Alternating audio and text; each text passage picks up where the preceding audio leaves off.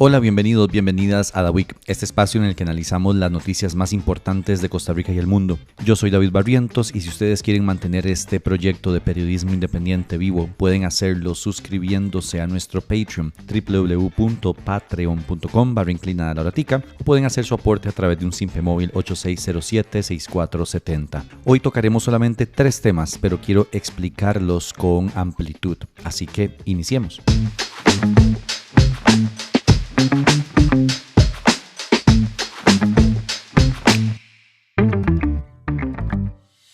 Otra vez el presidente Rodrigo Chávez está en la cuerda floja con la inmunidad. El Tribunal Supremo de Elecciones le pidió oficialmente a la Asamblea Legislativa que le quite el escudo presidencial para poder investigarlo por beligerancia política. Y no es un detallito cualquiera, hablamos de un expediente gordo donde se acumulan denuncias de partidos, ciudadanos, politólogos y hasta diputados que dicen que el mandatario anda usando la tarima de la presidencia como si fuera tarima del partido. Y, a ver, para nadie es un secreto que así ha sido. La decisión no la tomó un grupo de enemigos de la patria, como ya salieron a decir desde el gobierno, sino la sección especializada del TSE, integrada por magistrados y magistradas que vieron las denuncias, revisaron los informes de la inspección electoral y concluyeron que sí hay carne para hacer un asado. Pero, y siempre hay un pero, como Chávez es presidente, no lo pueden procesar directo. Primero hay que pedir permiso a los diputados y las diputadas. Y más adelante les explico bien esto. ¿Pero de qué se acusa Chávez? Básicamente de usar cadenas nacionales, conferencias de prensa y hasta inauguraciones de cursos lectivos para vender la idea de que Costa Rica necesita 40 diputados alineados a su proyecto en 2026. En otras palabras, hacer proselitismo político desde Casa Presidencial. Y eso va en un rango grande, desde el si no me dan diputados, el país no se arregla, hasta los famosos discursos a estudiantes donde, de paso, les preguntaba si querían ganarse 15 millones al mes como si fuera un giveaway de Instagram. El problema es que el artículo 95 de la Constitución y el Código Electoral prohíben a los presidentes hacer campaña mientras están en el cargo. Neutralidad, ¿qué llaman? Chávez aparentemente lo entiende como neutralidad con micrófono abierto. Ahora, sobre este tema, obviamente los fans del presidente salieron a quejarse y a decir que el tribunal no tiene autoridad para hacer lo que está haciendo. Para ampliar e informarnos con gente que sabe, hablamos con Marvin Carvajal, abogado especialista en temas constitucionales. El Tribunal Supremo de Elecciones tiene dentro de varias competencias que le son asignadas por la Constitución y por el Código Electoral, algunas que son administrativas, ¿verdad? Básicamente la conducción del proceso electoral, toda la parte civil, ¿verdad? La emisión de cédulas y todo lo demás. Y tiene algunas funciones o competencias que se consideran judiciales o jurisdiccionales, sería la palabra más correcta. Es decir, que actúa como un tribunal y no como un órgano simplemente organizador del proceso electoral, sino también como un tribunal, como un órgano judicial. Y una de esas competencias es conocer las denuncias por beligerancia, ¿verdad? Que significa que una persona en un cargo público haga o participe, se involucre directamente en el proceso electoral sin tener derecho para hacerlo debido a su condición de funcionario público. Desde esa perspectiva, el tribunal pues recibe denuncias por beligerancia, realiza una primera investigación preliminar a través de la inspección electoral y si el estudio previo que hace la inspección electoral determina que podríamos estar ante un caso de beligerancia, el tribunal toma las siguientes decisiones dependiendo de si se trata de un funcionario que goza de inmunidad o que no goza de inmunidad. Hay algo que don Marvin dice que es esencial en todo esto y que mucha gente parece no entender.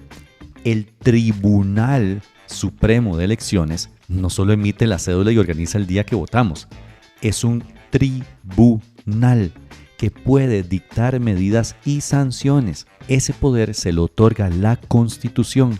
También le otorga la potestad de interpretar aspectos de los temas electorales. Sí, interpretar.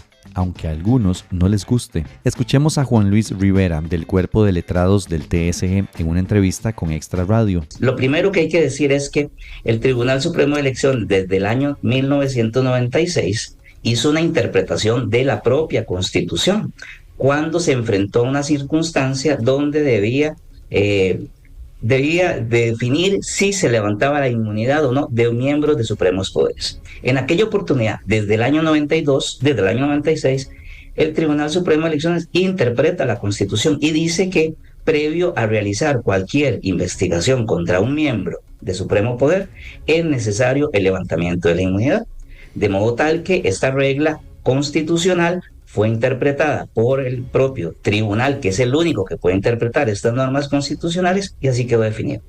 En segundo lugar, esta definición o esta atribución de levantar la inmunidad de un miembro del Supremo Poder fue recogida posteriormente en el año 2009 con el Código Electoral. El Código Electoral, a partir del artículo 270, y el propio de la cancelación de credenciales de miembros de supremos poderes, define un procedimiento bajo el cual se va a seguir esta regla y contempla levantamiento de inmunidad, de modo tal que esto es una derivación de esta interpretación que hizo el tribunal desde el año 1996. Entonces, entendiendo que el tribunal sí puede pedir el levantamiento de la inmunidad del presidente, pasamos a la pregunta de ¿para qué?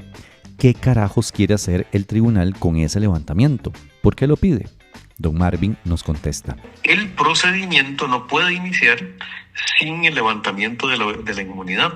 Esto lo determina el artículo 270 del Código Electoral. Ahora, de acuerdo con este, si la denuncia que se presenta contra un funcionario de esta naturaleza tiene viabilidad, ¿verdad? Tiene posibilidades de prosperar, ¿verdad? Todavía no se ha desarrollado el procedimiento, pero hay razones para entender que no se debe rechazar esta denuncia, sino pasar a un procedimiento en el cual se determine si se cometió una falta. Entonces, en ese momento, se debe levantar la inmunidad del funcionario para poder ir más allá, para poder iniciar ese procedimiento, y eso es en este momento lo que el Tribunal Supremo de Elecciones está haciendo. No porque quiera, es que está obligado por ley a pedir el levantamiento de la inmunidad para que se pueda continuar con el procedimiento que podría derivar en sanciones contra un funcionario público que goza de inmunidad. Las denuncias que alimentan este expediente vienen de todos lados. El PLN y el PAC llevan tiempo acusándolo de hacer campaña disfrazada de discurso oficial. El politólogo Claudio Alpizar le ha ganado recursos de amparo electoral donde el tribunal le ordenó callarse la boca en temas partidarios, y hasta un diputado liberacionista lo denunció por convertir la fiesta del 25 de julio en Nicoya en una tarima política, con Pilar Cisneros como animadora.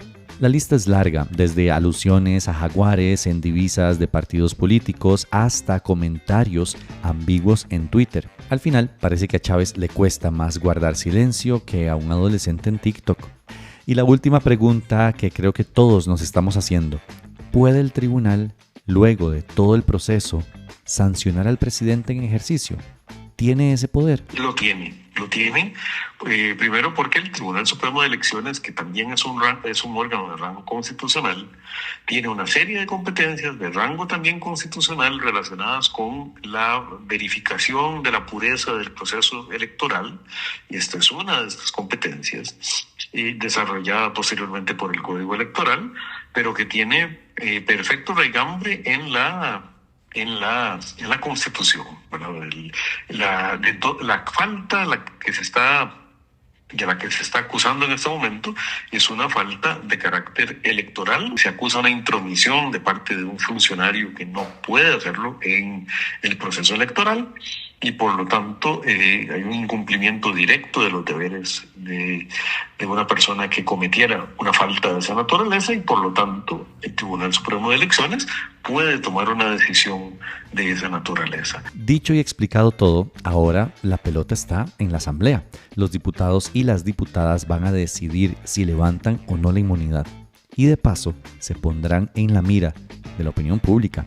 Porque si la salvan otra vez, la lectura será que no importa cuántas veces un presidente se pase las reglas electorales por el arco del triunfo mientras tenga un bloque de diputados que lo cubran. Y si la levantan, la narrativa será que la democracia costarricense todavía se da el lujo de sancionar al mismísimo presidente. Mientras tanto, el país sigue en modo novela. Chávez contra todos, el TSE como un árbitro incómodo y la Asamblea como la caja de resonancia donde nadie quiere cargar con el costo político de desaforar a un presidente. Al final, todo se resume en una pregunta sencilla. ¿Puede un presidente jugar de candidato sin consecuencias? Costa Rica está a punto de responderla.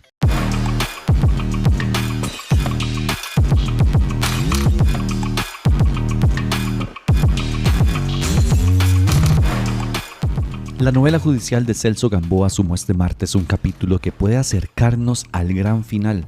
El Tribunal Penal de San José aprobó su extradición a Estados Unidos para enfrentar un proceso por presunto tráfico internacional de drogas en Texas. Sí, el mismo Celso que hace unos años llevaba toga en la Sala Tercera de la Corte Suprema de Justicia. Ahora figura en expedientes de narcotráfico internacional. La resolución no fue solo para él. Junto a Gamboa también fueron autorizadas las extradiciones de Edwin López Vega, alias Pecherrata, y Jonathan Álvarez Alfaro, todos señalados por la presunta participación en redes de narcotráfico que movían droga y dinero como si fueran refrescos y repuestos de carros. Pero ojo, no empiecen a comprar palomitas para ver a la DEA escoltando a Gamboa en un avión privado, porque esto va a ser lento. La figura es la de extradición diferida, lo que significa que primero deben cumplir con los procesos judiciales que tienen pendientes aquí en Costa Rica, antes de viajar a Texas con tiquete solo de ida. Y la lista de pendientes es larga. En el caso de Gamboa, hablamos de al menos 3 procesos abiertos. Un expediente en el que la fiscalía lo acusa de cohecho propio por aceptar como detalle un viajecito a Panamá cuando todavía era magistrado. ¿Se acuerdan? El de la ropita. Otro caso por uso de documento falso que enfrenta junto a Irving Malespín, exdirector de la Policía de Control Fiscal. Y una última causa por tráfico de influencias, donde se le señala de haber contactado a diputados en 2018 para tratar de salvar su pellejo en la corte cuando estaba en la cuerda floja. Imagínense que apenas para uno de esos el juicio iniciará el 5 de enero de 2026. No nos emocionemos mucho porque falta un ratillo. El caso de López Pecherrata tampoco se queda corto. Él tiene 2 causas abiertas en Costa Rica por legitimación de capitales, incluyendo una en Talamanca, de Limón, que arrancará juicio en mayo de 2026. Por su parte, Álvarez aparece en el caso Venus, un expediente sobre lavado de dinero del narcotráfico a través de subastas ganaderas en Bagaces de Guanacaste. Sí, porque nada dice innovación financiera como lavar plata del narco en remates de vacas. La defensa de Gamboa, encabezada por su hermana Natalia, también su abogada, salió al paso con un tono indignado. Criticó la rapidez del juez y cuestionó que la investigación de la DEA en Costa Rica se hiciera sin un acuerdo formal de cooperación internacional. En otras palabras, no es justo, mi hermano tiene que ser juzgado con calma y ojalá aquí donde tenemos más chance de zafar. Por supuesto, anunciaron que iban a apelar. Pero más allá de lo legal, lo que este caso pone en la mesa es la magnitud de lo que significa que un ex magistrado de la Corte Suprema sea requerido por Estados Unidos por narcotráfico. Hablamos de alguien que en su momento tuvo poder de decisión en los casos más graves del país y ahora es visto afuera como parte del engranaje criminal que Costa Rica supuestamente combate. Es un golpe no solo para la credibilidad del Poder Judicial, ya bastante golpeado, sino para la imagen del país en general. Pasamos de vendernos como la Suiza centroamericana a exportar magistrados a Texas para responder por drogas. Por ahora los 3 extraditables seguirán en prisión preventiva y la historia continuará estirándose entre audiencias, apelaciones y juicios locales. Lo único seguro es que el pasaje a Estados Unidos está ahí, esperando. Y allá la justicia gringa no suele tener paciencia para excusas de esto es persecución política.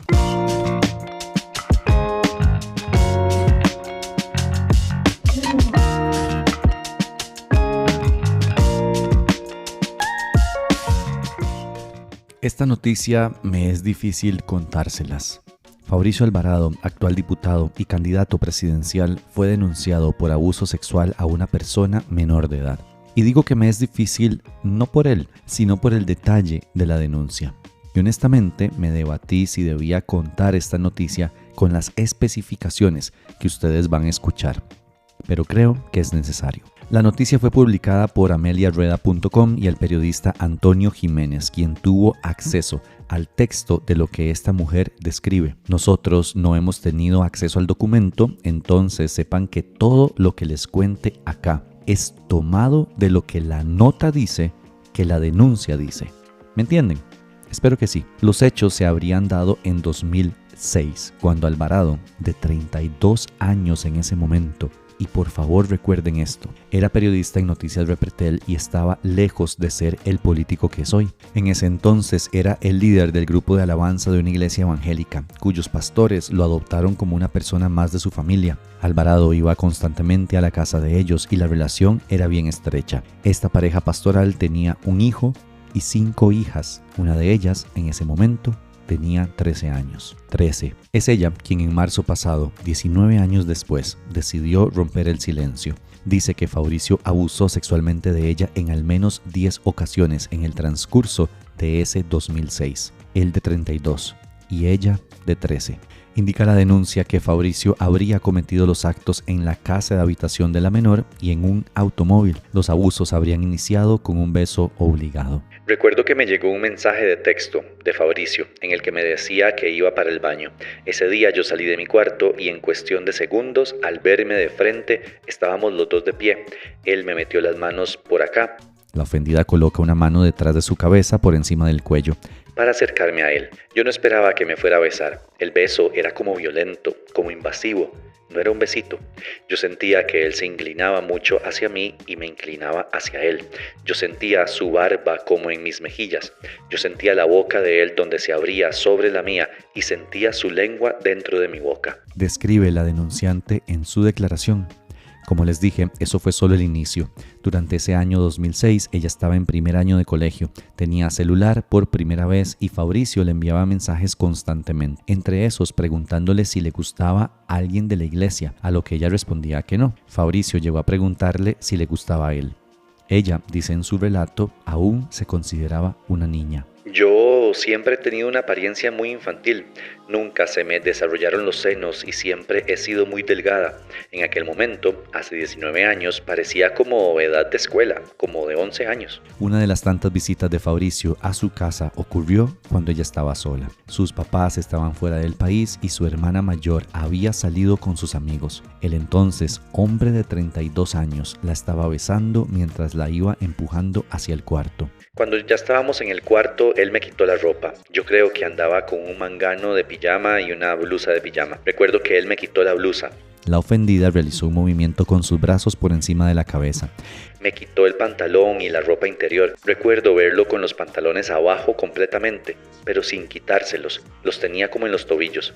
Estábamos de pie. En esa posición, él me agarraba la mano para que le tocara el pene. Yo lo hice y él hacía como el acto de masturbarlo. Relata la denunciante, pero lamentablemente eso no fue todo. Luego me tomó como cuando se alza un chiquito. Me acostó en la cama y yo quedé boca arriba. Él se puso encima de mí, pero no con peso muerto, sino que se apoyó de frente a mí sobre sus manos y me puso el pene aquí. La ofendida colocó una mano sobre su vulva y me dijo que eso lo hacía para que yo viera hasta dónde me llegaría su pene si me lo metía. La ofendida lloró. Él solo puso el pene sobre la vulva, no trató de ponerlo en otra parte de mi cuerpo. Yo tenía mis piernas unidas y rectas. Él no podía colocar en mi vagina y no trató de hacerlo. Cuando él estaba sobre mí, él se estuvo masturbando. Quiero que por favor recuerden que él en ese entonces tenía 32 años y ella 13.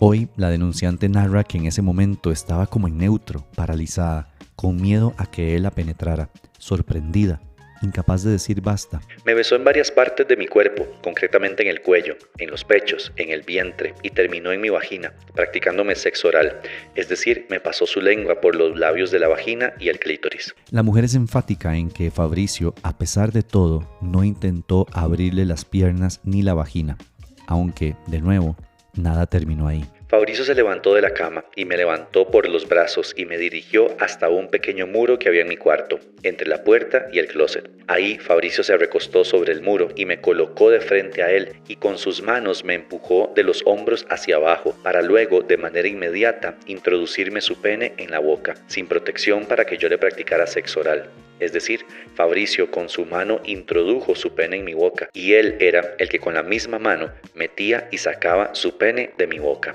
El episodio, según la denuncia, terminó en el baño, donde Fabricio la hizo verlo mientras se masturbaba y eyaculaba en la tapa del inodoro. La denuncia, que es bastante amplia según el medio, narra otro episodio en el que Fabricio, por la gran confianza que tenía con la familia, la fue a recoger a clases de inglés una noche, parqueó su carro a la orilla de una calle en Desamparados y la hizo masturbarlo.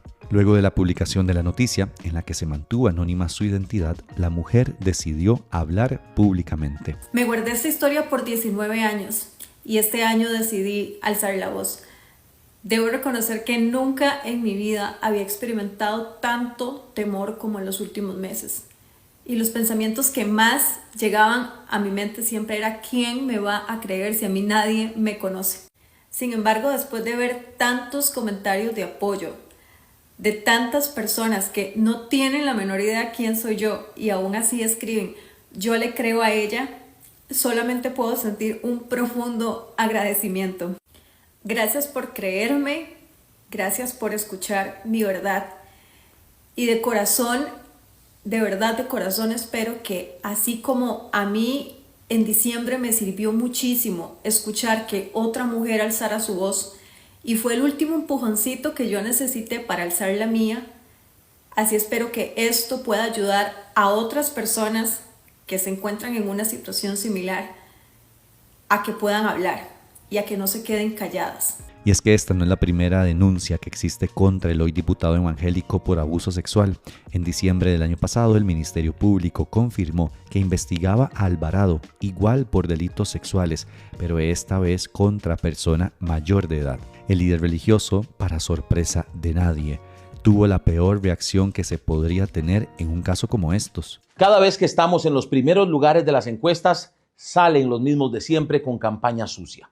Inicié en la política en 2013 y ustedes han sido testigos de cómo, desde entonces, mi familia y yo hemos sido atacados de todas las formas posibles. Literalmente, solo falta que digan que maté a alguien.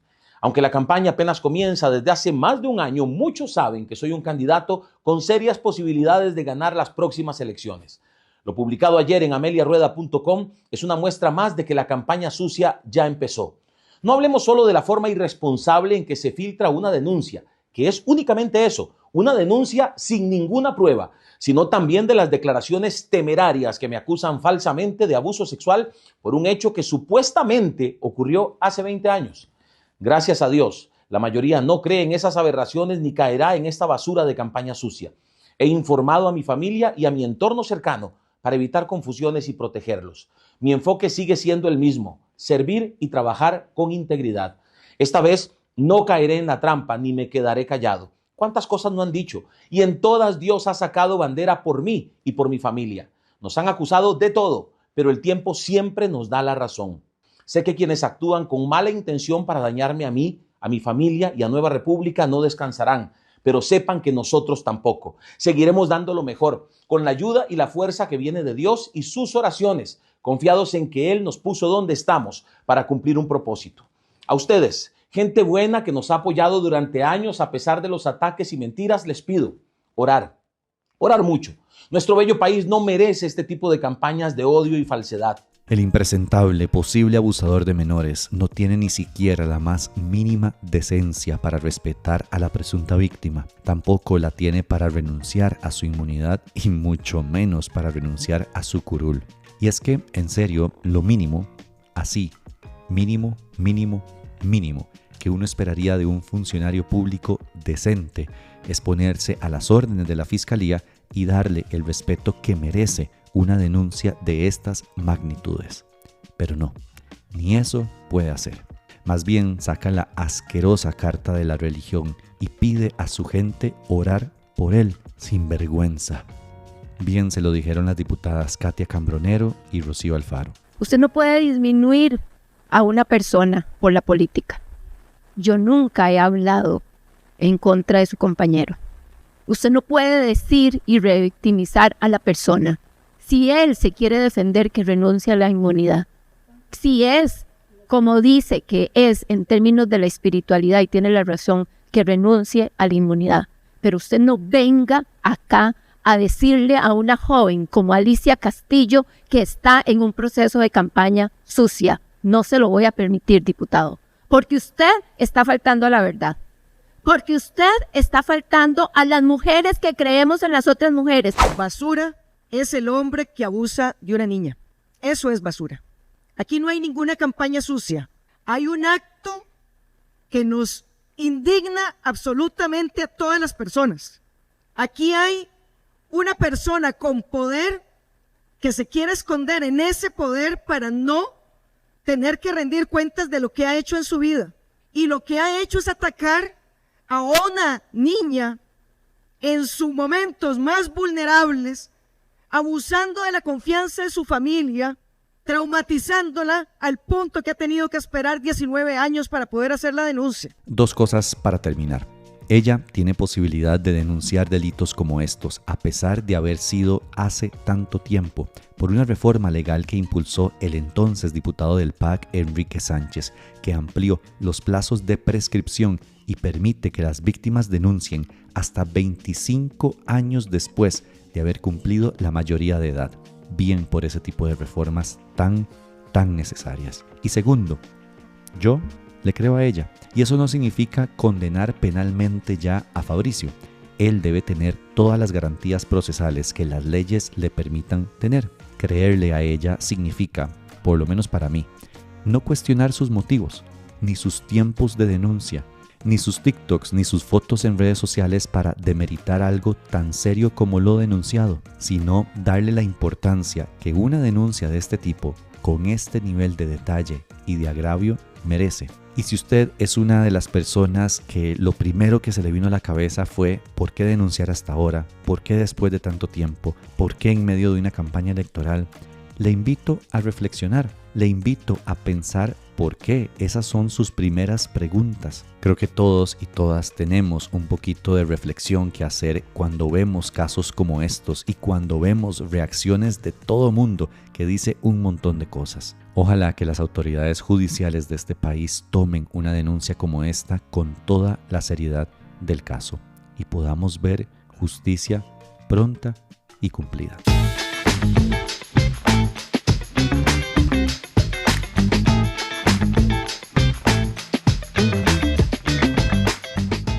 Estos fueron apenas 3 temas de lo que pasó esta semana, pero quería tocarlos a profundidad y explicárselos bien. Recuerden que pueden seguirnos en todas nuestras redes sociales, @lauratica, pueden compartir este podcast y todo nuestro contenido con las personas que ustedes quieran para llegarle a más gente. Pero lo más importante que pueden hacer es apoyarnos con su financiamiento.